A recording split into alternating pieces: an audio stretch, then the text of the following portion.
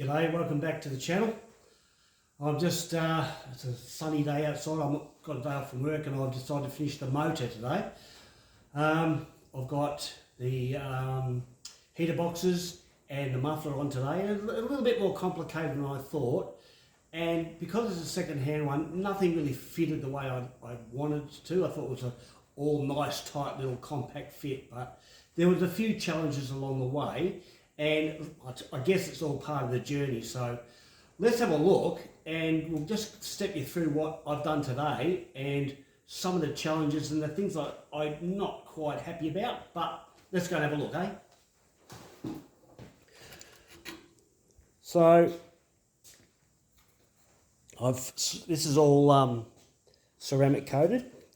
So what I did, they're the preheat tubes. Everything.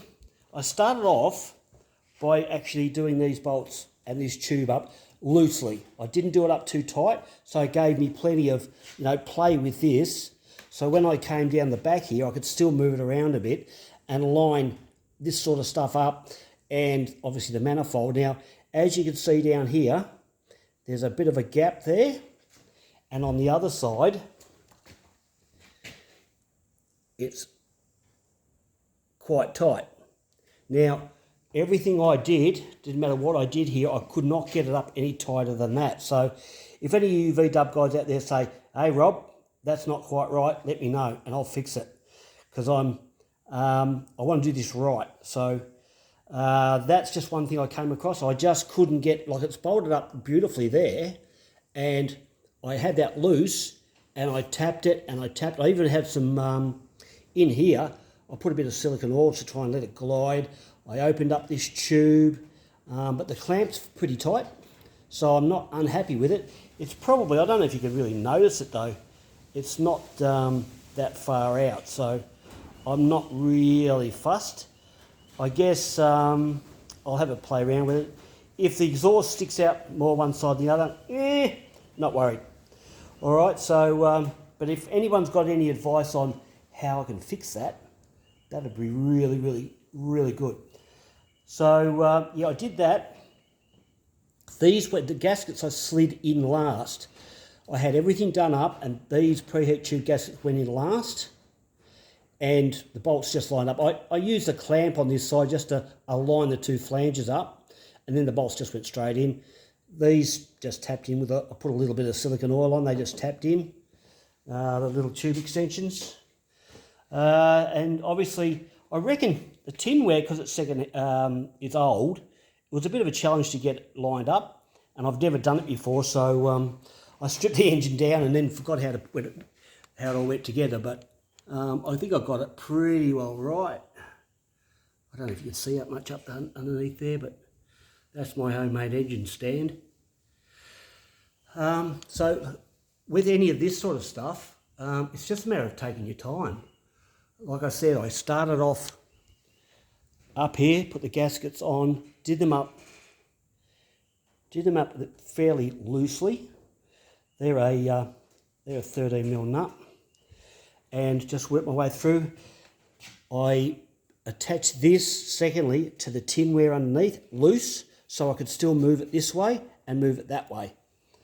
That went on really, really, because that comes from the muffler, obviously. The muffler connects there and there and there.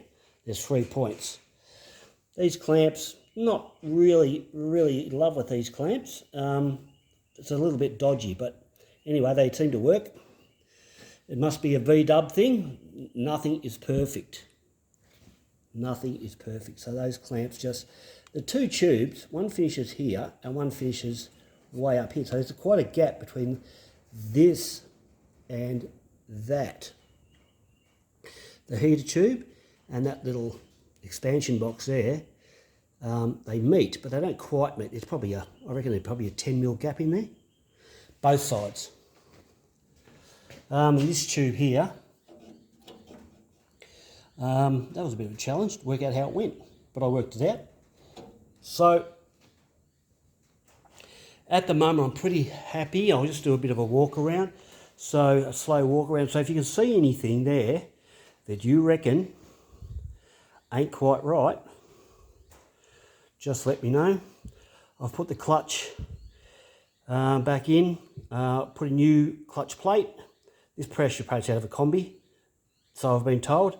They've been torqued up to about 20 foot-pounds. And I use obviously there's a tool you can buy to line the clutch plate up with, or centre it in there, which I did. All the tinware screws have been tightened down.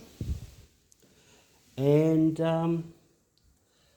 that's about it. I guess that's really a bit of a walkthrough of the engine.